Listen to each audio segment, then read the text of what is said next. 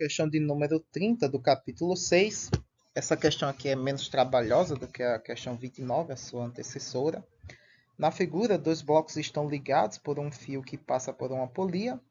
A massa do bloco A é de 10 kg e o coeficiente de atrito cinético entre A e a rampa é de 0,2. O ângulo θ da rampa é de 30 graus. O bloco A desliza para baixo ao longo da rampa com a velocidade constante. Qual é a massa do bloco B? Então veja que esquematicamente a questão ela é semelhante à 29, só que agora com outras variáveis e com um questionamento diferente. Naquele caso no caso anterior ele queria a aceleração para 3 casos distintos, em repouso, subindo e descendo a rampa. Aqui ele quer agora o valor do peso do bloco B. Note que nas duas questões ele não dá o valor das massas desses blocos. Nesse caso aqui a gente tem a massa do bloco A. Então vamos lá. Para esse sistema, né, nós vamos ter as configurações que já é de praxe. Né? O peso do bloco B, a força de tração que atua sobre ele, o nosso ângulo do plano inclinado, nosso sistema de eixos de referência X e Y. No bloco A, a gente tem a força de tração atuando para cima, a normal, no sentido oposto à superfície de contato com o nosso declive, a força-peso, o ângulo da força-peso em relação ao nosso eixo Y, né, por conta das análises de ângulos, né, para os eixos, a componente Y da força-peso e a componente X e a nossa força de atrito, né, ali bem clarinho, né, péssima coloração eu escolhi para representar a força de atrito, ali que se opõe ao movimento do bloco, né, já que nesse caso aqui o bloco está deslizando, né, ele está descendo a ladeira. Porém, ele está descendo com velocidade constante. Então, todo o sistema se movimenta sem aceleração. Então, nós não temos aceleração resultante nesse sistema. Para esse caso, nós temos aí que a nossa componente Y, né, para o eixo Y, que aí só acontece no bloco A, pois ali as forças que atuam no bloco B faz parte de um sistema só com as forças que atuam no bloco A para o eixo X, né? Então agem em conjunto. Então no eixo Y, nós temos que a força resultante é a normal menos a componente Y da força-peso. Não há movimento nesse eixo, então a força resultante é nula. E aí a força-peso é a componente Y, a força normal é a componente Y da força-peso. Lembrando de novo, né?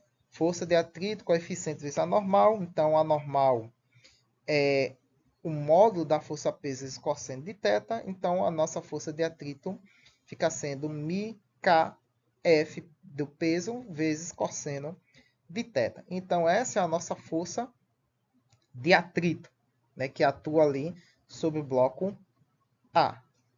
No outro eixo, né, no nosso eixo X, a gente tem que a força resultante é a componente X da força-peso, menos a força de tração. A gente vai considerar o sentido positivo aqui nesse eixo, embora você esteja vendo ali na figura, né, as direções positivas do eixo X e Y. Mas para convencionar melhor, eu vou considerar como sendo o sentido, o movimento sendo o sentido positivo. Então, a componente X da força-peso vai ficar positiva, a força de tração negativa e a força de atrito cinético K cinético também negativo. Como a nossa questão, né, o nosso problema, ele está se movimentando com velocidade constante, a nossa força resultante é nula, portanto, e aí a gente isola aí a força peso, perdão, faltou a análise da força peso de B, né? A força peso de B, né, vai ser, perdão, a força peso de B vai ser a força de tração menos a força peso do próprio, meu Deus, estou confundindo tudo agora. A força resultante do bloco B vai ser igual A força de tração que atua sobre ele menos a força peso do próprio bloco. Aí, de novo, a força de tração aqui está atuando no sentido do movimento, então, positivo. E a força peso de B no sentido oposto, então, portanto, negativo. E aí, mais uma vez, como esse movimento em conjunto, então a força resultante ela é nula. Então, vai ficar somente, diferente de zero, os termos do lado direito de cada um desse sistema de equações. As forças de trações têm os mesmos valores, só que sentidos opostos, né? Que é o par ação e reação, né? Ser a lei de Newton. Então, eles vão ser cortados dessa operação, ficando somente como a força resultante nula, então é zero, que é igual a componente x da força peso de A menos a força peso de B menos a força de atrito cinético, né? O nosso FK.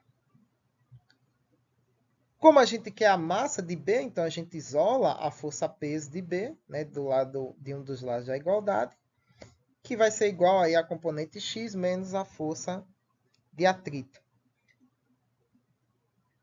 A componente x da força peso é o módulo dessa força de seno de θ, e a força de atrito é o que a gente acabou de descobrir ali na análise do eixo y, né? μk, né, o coeficiente de atrito cinético, vezes a força peso de A, vezes o cosseno de θ. Como a gente quer a massa do bloco B, então vou abrir ali a nossa equação, que é o peso de B, que é a massa do bloco B, vezes a aceleração da gravidade. Do outro lado, a gente faz a mesma coisa. Coloquei a força-peso do bloco A em evidência e escrevi no seu lugar o seu valor, né? Que é o produto entre a massa e a aceleração da gravidade. Então fica aí. A massa de B vezes G é igual a massa de A vezes G, que multiplica, dentro de parênteses, seno de θ menos coeficiente de atrito cinético cosseno de θ. Isolando a massa de B, né? E G, como a gente tem G dos dois lados multiplicando, elimina, né? Vai dar 1 e 1 não altera o resultado da nossa operação, né? Numa multiplicação. E aí nós temos aí, isolando nossa massa de B, né? Que ela vai ficar sozinha naturalmente quando a gente elimina o G, vai ficar dependente da massa de A, que multiplica aí esse termo dentro do parênteses, seno θ menos coeficiente de atrito cinético cosseno θ. Substituindo todos esses valores, temos a massa do bloco A, 10 kg, o seno é 30, o coeficiente de atrito é 20 e o cosseno também é 30, né? O ângulo é o mesmo. Então, resolvendo, nós temos que a massa de B é de 3,3 kg. Muito bem, pessoal. Essa foi menos trabalhosa que a questão anterior. Espero que vocês tenham entendido, que tenham curtido, né? Que eu tenha ajudado. Até a próxima questão. Não se esqueça de curtir, compartilhar e qualquer coisa, dúvidas e sugestões aí na caixa de comentários. Fui!